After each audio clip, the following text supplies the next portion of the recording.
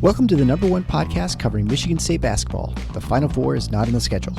Join Rod and me, Eric, as we dive deep into the Spartans to get you prepared for every game.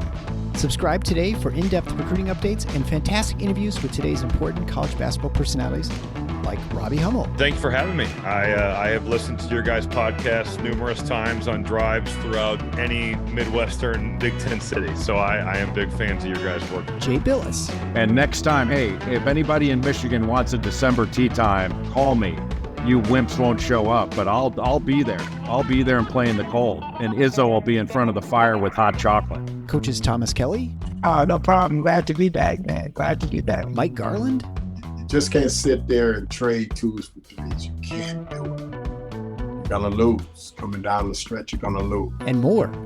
You won't find better coverage of Spartan hoops than you will get here. For both the casual and hardcore fan, come along as we take you for a green and white ride. Hey everybody, it's Eric alongside Rod to talk about MSU's more recent high school commit, 6'8", 210-pound Cam Ward from Upper Marlboro, Maryland. Ward marks the second four-star high school commitment for the Spartans for their 2025-26 class, and very well could be the last. With today's uncertainty in player transfers, I think it's just as likely that Izzo and his staff will have to wait until the season's over to get a feel for what pieces they'll need for the following year. So gone are the days of the relative stability, I guess you could say, and the use of the redshirt routinely. Likely also the end of the extra year of eligibility would be helpful for these underclassmen. To see the court a little bit more, but I think it's just as likely that those Power 5 schools are just going to be on margin, maybe a little bit older and more mature than in the past. Before we get into that discussion, just a quick special thanks to Michael Yoakum for his one-time donation via PayPal. We appreciate the nod of thanks. And for all of you who support the content we create here at TIFNuts, if you want to show the support, head on over to our support page at tffinots.com/support to get the necessary links to give a one-time donation or recurring gift. We really appreciate it. All right, we have talked about Ward before. We've talked about a lot of recruits, but let's recap the pickup and why Spartan fans should or shouldn't be excited about him putting on the green and white for next year. Well, they should be. We can answer that one pretty directly. Cam Ward is a guy who kind of came into focus as a target a little later than most of the guys in the class. I would say maybe early spring is when you first started to hear him. Now, Michigan State, I think, had laid a connection down maybe a little bit before that, but when it really started to turn up was the beginning of the AAU season, I think. And he became a clear priority. We'll get into what that means in a minute, but describing him, he says, most places he's listed at 6'7". He said he was measured on a visit he took to Marquette, and he's actually 6'8", and about 210 pounds. As you mentioned, from Upper Marlboro, Maryland, ranked number 59 in the Recruiting Service Consensus Index, which is an average of the four major recruiting services, ESPN, Rivals, 24/7, and On3 now comprise those four. And he ended up, the average was number 59. So definitely a guy in the range you would expect for a Michigan State recruit.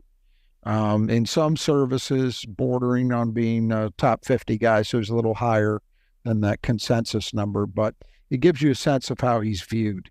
He's also seen as a guy who has kind of climbed the rankings. So he is definitely someone who has been in an ascendancy. His trend has been going up, if you care about such things. So MSU sees Cam Ward, I think, primarily as a power forward, though, particularly if he can gain consistency with his jumper, he's got all the other tools, the skill set, ball skills, the athletic profile to play on the wing as well. So if you want to think about very rough comparisons in that way, in terms of his potential ability to play the 3 or the 4, you could think about maybe somebody like Raymar Morgan as a rough comparison. Physically and athletically, very good athlete, not an elite one, but a very good one, the way Raymar was. Enough strength, toughness, and especially length to play inside. But also, as I say, if he can find some consistency with the jumper, you could see him at some point swing to a wing position. I think that'll sort of depend on what MSU's roster looks like, which is, as you were alluding to, sort of impossible to forecast with any accuracy at this point. But I do think primarily, especially early, they see him as a 4. And he fits the MSU profile for that position. If you listen to him talk about the things that MSU told him and the comparisons they made, they compared him to guys like Draymond Green and Miles Bridges, which makes some sense. He's not quite the explosive athlete Miles was, but it makes sense in that he passes the ball extremely well, to the point that I think they believe they could run offense through him at some stage in his career, the way they did with Draymond Green, for example. Mm-hmm. He has a very good handle. If you look at his highlights, you will see him scoring off dribble drives frequently. That's a real advantage to have that as a 4-man. You look around the Big Ten this year, and sort of against trend in the sport, I would say about half the teams in the league anticipate starting a 2-big look, meaning the power forward is actually more of a traditional power forward in terms of size. If you have a guy like Ward who can hang in there with players like that on the glass, can defend them, but the other end of the court, that bigger player has got to try and guard him, that could be a real advantage. So the combination of those ball skills, but yet the toughness and physical strength, that's what attracted Michigan State to him. And in fact, it's that profile, along with, I think, his competitiveness is another thing people talk about. How hard he won a state championship last year in Maryland. Okay. He's about 350 points away. I didn't know this until today. He's about 350 points shy of becoming the all-time scoring leader in Maryland high school basketball history. That's saying something. That's a state with a very long and deep basketball tradition. So that's a hell of an accomplishment if he gets it. And as long as he stays healthy, I suspect that he will. But MSU at a certain point this spring changed its emphasis at the 4 spot to Cam Ward. They had been recruiting a kid named Nico Bondalo, who's a very highly regarded top 30 player, very skilled, 6'10", and they had deep connections through Doug Wojcik. To that, Doug had known the player's parents for forever, and he was the guy that seemed to be in the crosshairs for the 4 spot in this class. But at some point in the spring, my understanding is they switched their prioritization to Ward, and it adds up if you look at it. Bondello did take an official to MSU, but neither side really talked about it. Normally you get social media posts of the not committed, but here I am in their uniform and at the practice facility, and I'm holding a chain in the weight room and, all that stuff, right? And we didn't get it. We didn't get it from the player, and we didn't get it from MSU, which is weird.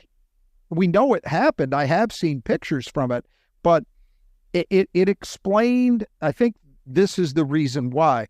I think it was understood that MSU really got to a point that they favored Ward. And if you think back to the way the program has been, you understand why. Cam Ward fits the profile. Somebody like Bondalo, I mentioned it when he first started getting talked about, that he would be kind of a unique fit for MSU because they haven't had a lot of guys like him.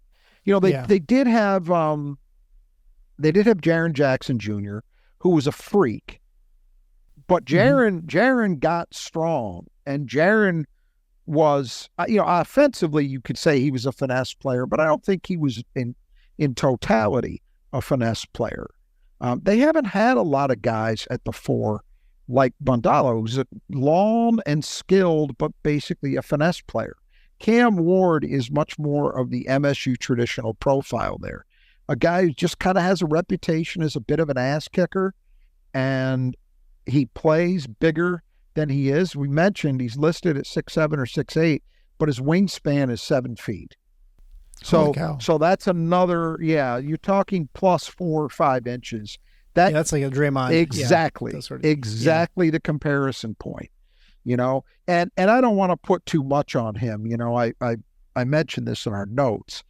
I do think Draymond Green is a decent comparison for Ward, though it's not exact. They're not the same player, and you don't want to put Sure. expectations of an all-time great on a kid who hasn't even graduated high school yet. But there are some similarities. That kind of ass kicker mentality, the toughness, the wingspan, and the passing skill all adds up to overall versatility, the ability to defend very different types of players, or the potential for that at least. That's all on point. Now, Ward is a better athlete, and he's in better shape. He's a better athlete in terms of explosion, I should say. And I think Draymond's actually underrated as an athlete, but Ward is maybe a little more explosive jumper. And Ward's in much better shape than Draymond was at the same point. That's putting it mildly. But, and you can't say he's in Day-Day's class as a passer, because you're talking about one of the best passers in school history, but he's good. And, I think you could run offense through him at times. Like Draymond Green, I think he comes into college likely needing to continue to shore up his jump shooting. But if that's the weak point in his game, you're in pretty good shape, because he's not terrible. He's just not great yet. So, the versatility at both ends, the mentality. I posted this on the Spartan Mag board right after Ward, just a quick post after Ward committed this evening before we started recording. I think when you look at guys like Jeremy Fears, I'm tempted to put Jace Richardson into this category, and now Cam Ward. I think that leadership void and toughness void that Michigan State's had for a few years has been shored up, or will be. Yeah. And I don't want to put too much on, again, a guy who hasn't even graduated high school yet. But I think Cam Ward, from everything I gather, fits that mold. So I think it's a very good get for Michigan State.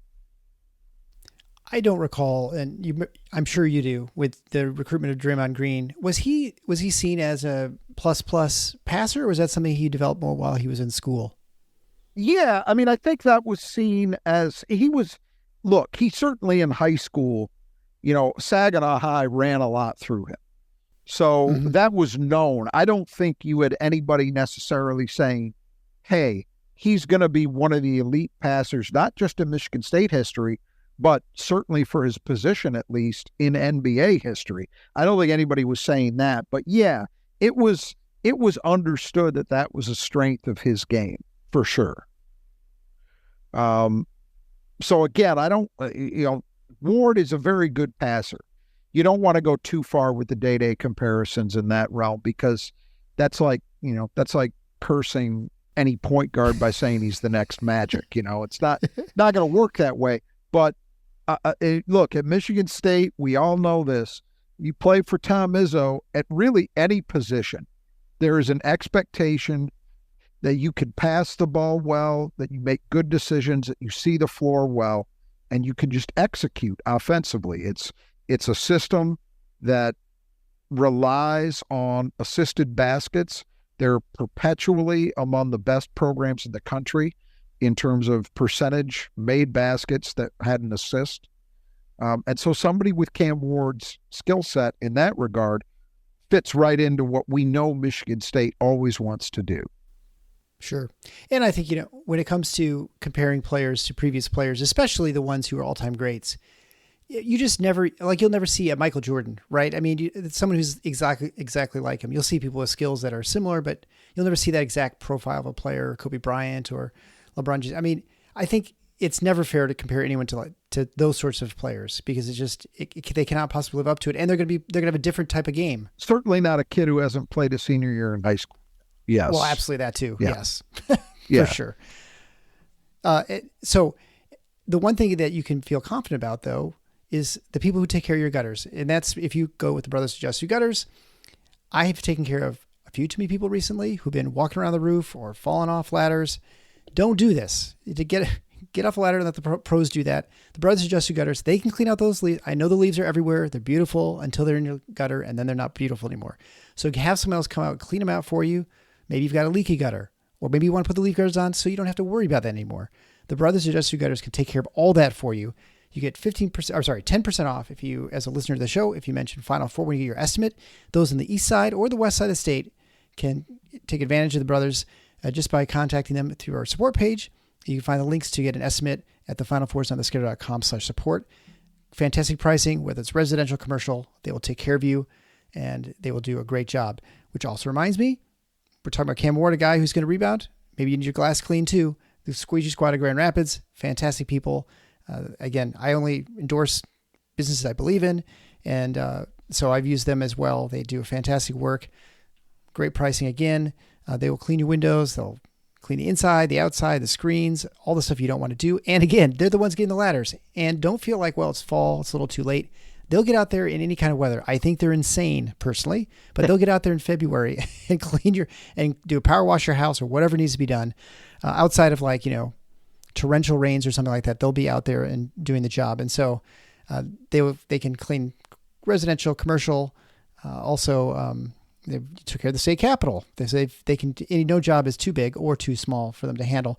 The Squeegee Squad of Grand Rapids, there you can get 15% off if you mention Final Four when you get your estimate. And again, you can go to the support page at tffinots.com/support to get a link for that.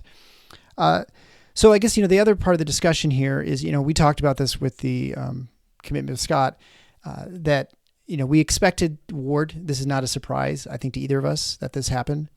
But the other question was, at the time at recording, it was Aristode, I think that's how you pronounce his name, was the one you said, well, that'd be the third one, if he's available.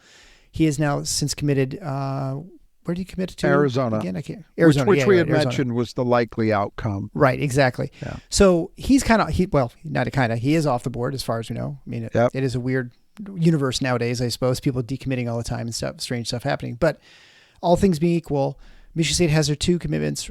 We don't really know what the numbers are going to be like in the spring.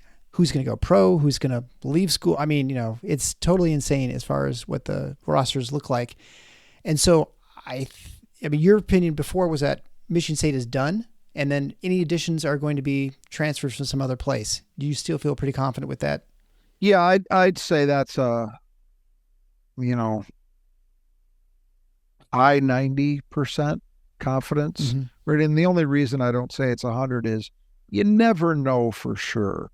You could have a guy like, this goes back several years, and it was a weird recruitment that a dope who used to cover Michigan State basketball got involved in. And the whole thing was a mess. But there was a kid named Mark Smith that people may remember who played at Illinois, and then he transferred out of Missouri, there, played some other, right. That was one. He emerged. He truly was a late riser. He really emerged during the course of his senior year of high school. And then when you got to the spring, you had numerous schools suddenly involved. It's much more unlikely now than it was then to see that kind of thing happen, though, primarily because any school who might have a need for a player like that could look at a late rising high school player and say, well, we can get involved with that guy, or we can go look at 9,000 guys that have entered the portal. And look, even when we say that Michigan State is a developmental program that wants to bring guys along over the course of multiple years, and that's definitely true, I still think in that situation, it's highly likely that they will look to the portal to fill remaining holes, as opposed to a late rising high school player that, and this is why this whole thing has been, and it doesn't get discussed nearly enough. It's been a real limiter for high school kids. Yeah, right. What I think is ending up happening, what you're going to continue to see happen, is you're going to see high school players who in the past might have been a late spring addition to a recruiting class for whatever reason, end up starting at the mid-major or low major level, low D1 level, and earn their way back into the high major world via the portal after they've had a year or two of production at a lower level. I think that's what we're seeing. Just you mentioned it. Right. The fact of the matter is, you just do not have high school classes that are anywhere nearly as large as what they used to be at the high major level, because everybody's kind of concluded the best approach is get old and stay old. And you can do that far easier than you used to be able to by virtue of the portal. You don't like your roster, just recruit over them the next year. And, and send the guys out who didn't work out for you and bring in somebody else. I mean, and that is how a lot of programs are functioning. There's no two ways about it. That's what's happening. I don't think Michigan State will ever be that kind of thing. But if you had to ask me, what's the likelihood that somebody we don't currently know about ends up on their radar out of the high school ranks in March or April, I would say very, very low. Well, and I think, looking at the Michigan State's current roster, there aren't a whole lot of places where you think there's a huge deficiency, even, unless you have a big departure next year, right? And then again, to your point, you might as well get someone who's a known quantity, probably at that point, than to try and bring someone in to fill an immediate need. And here's the other thing. When you look at the profile of the guys they were recruiting this year, and look, I am more bearish on that group of players than some other people are in terms of their ability, their ability to be instant impact players, by which I don't mean a guy capable of playing minutes. I mean a guy who comes in and gets you 15 plus points a night. I think there was one guy. Aristode was the only guy I thought would be that kind of player. Even some guys that were on their radar that were top 10 or top 20 recruits, I don't think are that. But most all of them were guys that you figure would be in the rotation immediately, would play a role. And if you're talking about going to get a guy late in the process out of high school, what are the odds that a player like that is going to be someone immediately capable of giving you, say, even 15 minutes a night? Pretty low. Whereas you can find that in the portal. And I suspect, that Michigan State, when they are looking to fill out their newcomer class, will include portal guys with these two players.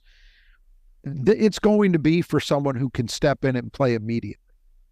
It just is. They're not going to go get a developmental guy. Look at the holes we know they're going to have.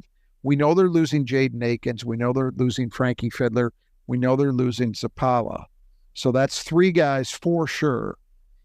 It's possible, in fact, right now, I would say likely, that all three of those guys are starters for Michigan State. And Fiddler and Akins in particular, I think, beyond a shadow of a doubt, are going to be heavy minute guys. So you're bringing in a freshman in Scott who has the skill set, I think, to help right away, but might need a year to truly get up to speed physically. So you don't know that you can count on him to be a 15-minute-a-night guy. I think Ward can be, but, are you expecting him to be a double-digit scorer as a freshman? I'd probably temper my expectations.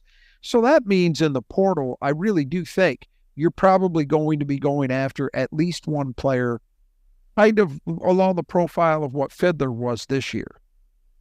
I think there's an argument. We're going to get into this when we do the Michigan State preview. I expect right now that Frankie Fiddler is going to lead Michigan State in scoring. I think he will be the number one option. Now, I could be wrong about that. I don't think that's a definite, but that's what my inclination is right now. So you flash forward to next spring, they're probably looking for another guy kind of like that. I don't know at what position necessarily, but I think they're looking for a guy like that. That's my guess. And maybe a couple of them if Xavier Booker were to go pro. Right. I mean, that's exactly it. There's possibly of others. And so then that brings it the question or the discussion, I guess, real quick is, when you're looking at the utility of bringing a player you need to develop, like let's say this class, which you say are very good, but they're not people you expect to come into a starting role in a team like Michigan State especially. What is the utility of having them versus just saying, well, why even bother? We know we're going to have three spots. Why don't we just get three players out of the transfer? I think Thomas would say, well, the advantage, of course, is, you've had an opportunity to develop a long relationship. You know what these players are like. You know what sort of thing they're going to bring to the locker room, the team setting, and they bought into your system much more than a guy you can recruit for 4 hours or something, like whatever, because it's usually a pretty quick process. I mean, would you agree that that's sort of the advantage? But it makes it a little trickier because you have to get a player you think you need to develop, but you don't need to develop a ton, right? Like it's not someone it's going to take a 3-year investment to get this player, the most out of this player. Well, I think what you just stated is the way that a lot of coaches look at it.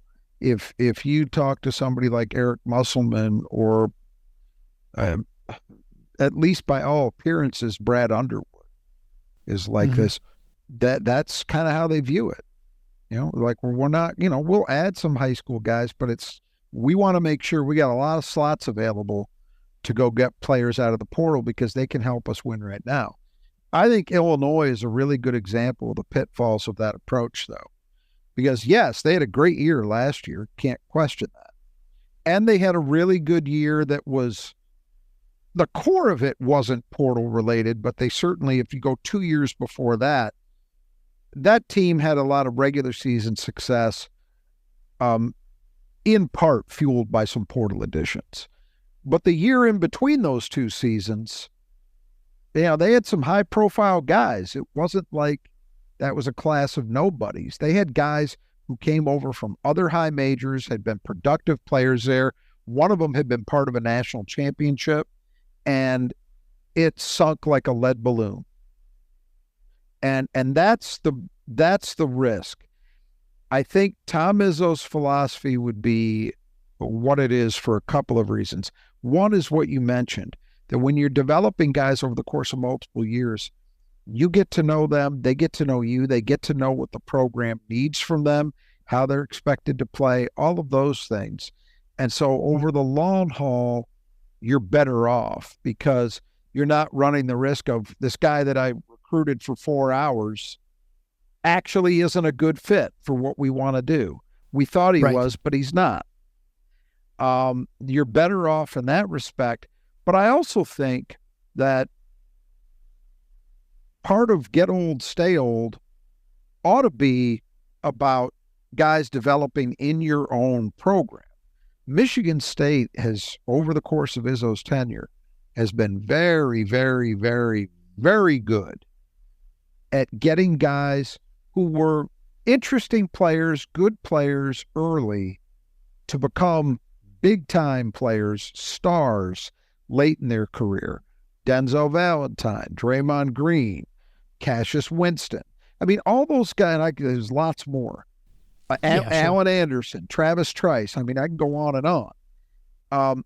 All of those guys did things early in their career that let you know that they had the potential to be good players, and they made contributions even as freshmen and sophomores. But they didn't become superstars until late. But, I just mentioned a few of those guys were National Player of the Year contenders by the time they were seniors. Denzel was that, Draymond Green was that, and Cassius was that. It's hard to get a transfer to be that. You can sometimes. I mean, Illinois got that kind of season out of Terrence Shannon, and there have been some others, but not a lot. I think if you want that kind of player, odds are that's something you're developing in-house. Certainly in Tom Izzo's program. And so I think that's the other argument for doing it the way that he does is, hey, we want to have guys that become not just good players, but become truly great players. And that's the best way to do it, is you get a talented kid that you work with over time. And by the time they're in their 3rd or 4th year, then you may really have something. You may really have a National Player of the Year caliber guy.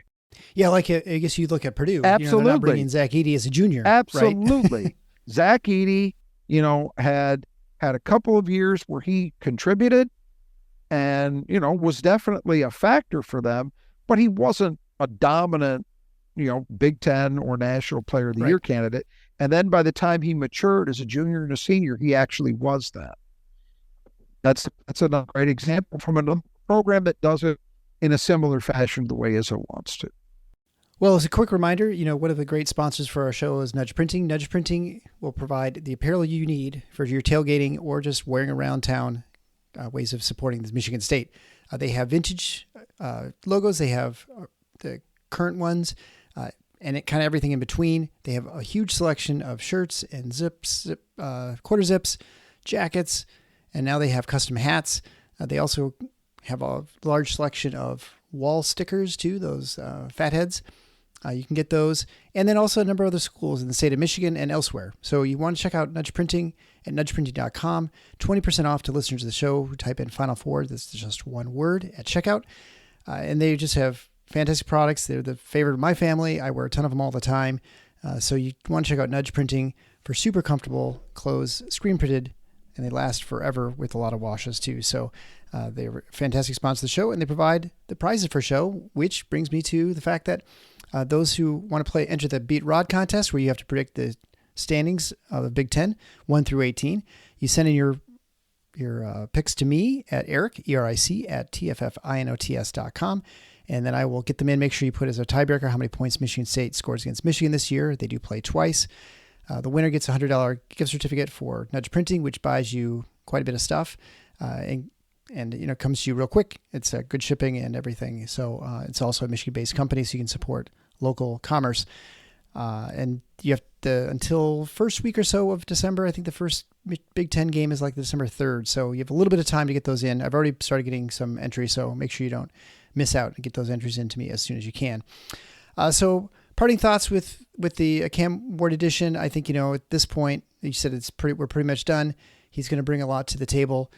I don't know. Do you think the staff at this point is pretty much looking to the year beyond, or, it seems like it's really hard to go too far beyond, 1 year at this point with the portal and just the more flux that it happens. I made this comment the other day.